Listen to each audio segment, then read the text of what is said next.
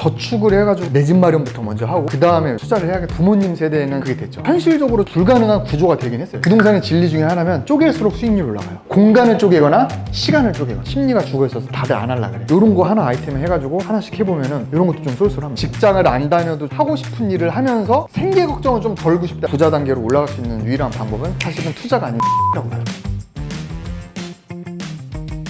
직장인이 부를 이루는 가장 현실적인 방법, 허무맹랑한 주제를 가지고 오늘 떠들 거고, 제 소개를 드리면 KT에서 근무를 했어요. 직장 생활을 10년 정도 하다가 2015년에 부동산 투자를 처음 시작했거든요. 그때 부동산 투자 처음 한 게 아파트 갭 투자, 청약, 분양권, 재개발, 부동산 조금만 관심 가지면 알만한 것 있잖아요. 토지, 경매 이런 거 깨작깨작 해봤어요. 2019년도에 땅을 사가지고 건물을 짓기 시작합니다. 직장 다니면서 건축사무소 몰래 가가지고 미팅하고 땅 찾고 해가지고 건물을 짓다가 지금은 8채째 땅을 매입을 해가지고 지금 짓고 있어요. 그래서 뭐 하는 사람이냐 했을 때, 하고 싶은데 돈이 부족하거나 돈은 있는데 혼자 하기에 조금 무섭다라고 하는 분들 같이 해가지고 공부도 좀 하고 있습니다. 좋게 얘기하면 사업가고, 약간 삐끗하면은 사기꾼이 되는 겁니다. 여러분 한 달에 솔직히 얼마 저축하세요? 저축을 안 하고 계시지 않나요? 벌어서 쓰기도 바쁘잖아요. 1000만 원을 저축한다는 것 자체가 사실은 비현실적인데, 그렇게 10년을 저축을 한다. 1년이면 1억 2천이고 10년이면 12억인데 여러분들 서울의 아파트가 요즘에 나홀로 아파트 이런 거 빼고도 2, 30억 하잖아요. 저축을 해가지고 내 집 마련부터 먼저 하고 그 다음에 투자를 해야겠다. 약간 그런 게 부모님 세대에는 그게 됐죠. 그때는 적금 금리가 막 7, 8% 막 이랬대요. 지금 부모님 세대처럼 만약에 저축을 해서 그렇게 한다라고 하면은 사실상 현실적으로 불가능한 구조가 되긴 했어요. 지금 사회 구조가 20대 때는 취업하고 놀기 바쁘고 30대 때 애 낳고 결혼하고 막 정신없다가 40대 때가 제일 약간 피크지. 직장 다닐 때 40대가 근로소득이 그나마 빵빵할 때야. 아직 미래 걱정 없어. 몸은 건강해. 40대 때 많이 좀 갈려요. 투자를 좀 곱셈으로 해가지고 불려나가는 게 필요하긴 하다. 사람들은 저는 부자라고 얘기하는데, 부자는 좀 상대적인 것 같고, 10억이 있으면 부자다 라고 했을 때 9억 9천만 원 있으면 부자가 아닌가요? 그게 좀 약간 애매하잖아요. 돈의 금액적인 것보다 부자에 대한 정의도 좀 스스로 다시 생각해봤으면 좋겠고, 조금 직장을 안 다녀도 편안하게 하고 싶은 일을 하면서 생계 걱정을 좀 덜고 싶다. 이게 1차적인 거라고 했을 때, 하는 일이 힘들거나 소득이 좀 부족하거나 그런 고민이 있다라고 했을 때 부자 단계로 올라갈 수 있는 유일한 방법은 사실은 투자가 아닌 사업이라고 봐요. 내가 어떤 일을 하느냐에 따라 주변 사람들이 달라진다고. 제가 10년 동안 직장 생활할 때는 주변에 직장인밖에 없었는데, 지금 4년 동안 사업하고 건물 짓고 변호사, 투자자, 은행 지점장님 뭐 이렇게 사람 만나다 보니까 주변에 지금은 직장인이 거의 없습니다. 저는 직장 다닐 때는 투자를 해가지고 빨리 부자가 돼야지라고 생각했는데, 막상 진짜 부자가 된 사람들을 보면 결과적으로 사업으로 돈 번 사람이 많은 것 같아요. 제가 여기서 전제를 깔았죠. 사업은 솔직히 현실적으로 아무나 할 수 있는 건 아닌 것 같아요. 그 사업이 어렵다라는 게 아니고, 지금 이미 내가 50대이거나 아니면 지금 상황이 공무원 생활을 하고 있는데 퇴직을 하거나 이런 상황이 아닌 그런 사람들은 사업을 하는 게 현실적으로 조금 도전하기가 어려운 그런 분들이 부자가 되는 거의 유일한 방법은 사업 아니면 투자. 제일 좋은 건 그 두 개를 같이 하는 거예요. 사업 소득으로 투자를 하고, 투자에서 나오는 자본 소득으로 또 사업에 투자하고. 그게 제일 좋은 게 아닐까. 기본적으로 투자하면 뭐가 생각나세요? 주식 아니면 부동산이에요. 거의 뭐 양대 산맥이죠. 벤츠 아니면 BMW였는데 약간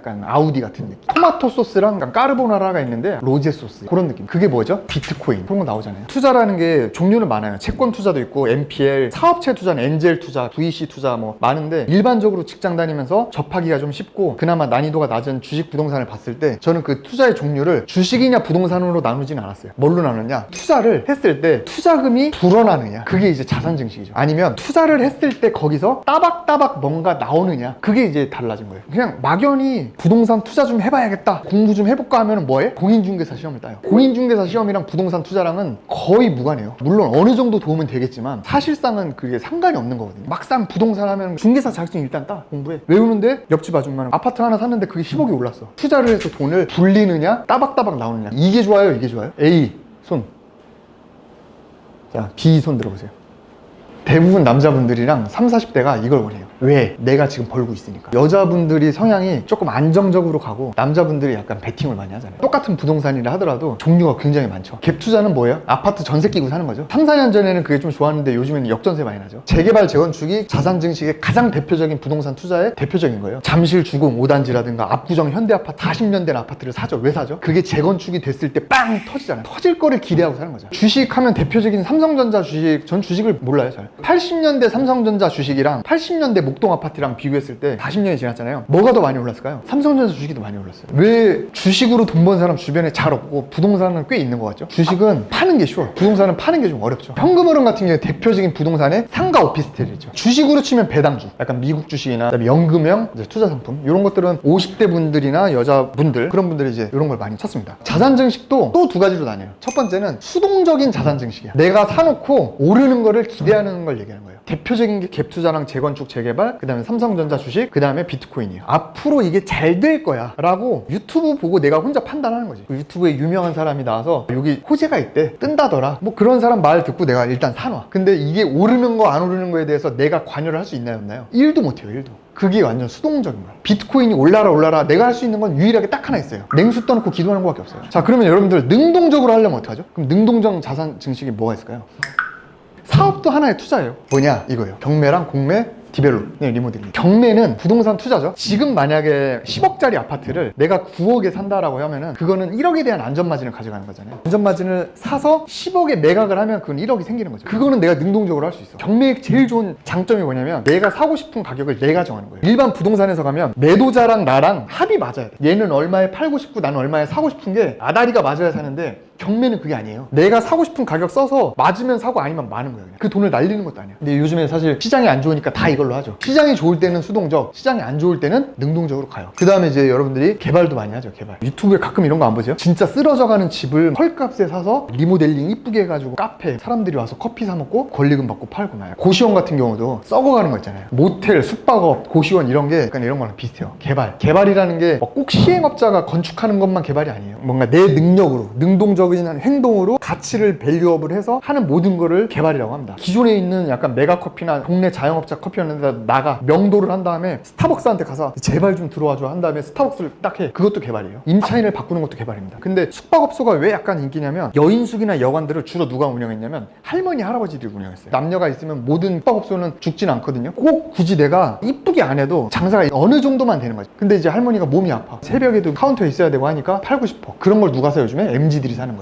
침대에 뭐 바퀴벌레 나오고 그걸 어떻게 해요? 싹 다 뜯어고치지. 그러니까 대실료를 올리죠. 젊은 애들도 오고 예전에는 막 불륜만 왔었는데 요즘에는 막 커플들도 오고 막 하는 거예요. 그래서 약간 그런 게 약간 이런 느낌이죠. 경매도 마찬가지야. 기존에 가격이 남들이 볼 때 어려워가지고 접근을 하지 못하는 거, 싸게 사는 거. 조금만 공부하고 관심 가지면 그런 게 많거든요. 주변에. 시장이 어려울 때는 다들 경기가 죽었고 심리가 죽어 있어서 다들 안 하려 그래. 몸을 살리려고 하는데 이런 거 하나 아이템을 해가지고 하나씩 해보면은 이런 것도 좀 쏠쏠합니다. 다 포장된 거는 안전한 거니까 누군가 사가거든요. 그다음 현금흐름. 현금흐름의 대표적인 게 상가예요, 여러분. 여러분들이 어떤 상가를 산다, 예를 들면. 상가를 얘기할 때 부동산에서는 수익률을 얘기해요. 수익률이라는 건 내가 얼마를 투자했는데 얼마가 나와가 수익률이에요. 분모와 분자가 있는 게 율이잖아, 비율. 분모가 이거예요. 투자금. 분자는 뭐죠? 따박따박 나오는 게 분자잖아. 그럼 수익률을 높이려면 어떻게 해야 돼요? 분모는 줄이고 분자는 올리는 게 수익률을 높이는 거잖아. 일반적인 상가 같은 경우에는 수익률이 정해져 있어요. 예를 들면 여기가 지금 3본인데 3본의 구분 상가에 대한 수익률은 예를 들면 6%다. 이게 어느 정도 시장이 형성이 돼 있어. 그럼 여기 이 상가를 내가 매입했을 때 월세를 받는 게 한 달에 300이다. 그럼 1년이면 3,600이죠? 근데 여기는 6%야. 라고 하면 그 상가 시세가 6억이 되는 거예요. 임대 시세가 올라갈수록 수익률이 올라가겠죠. 그럼 더 비싸지는 거고. 그래서 수익률이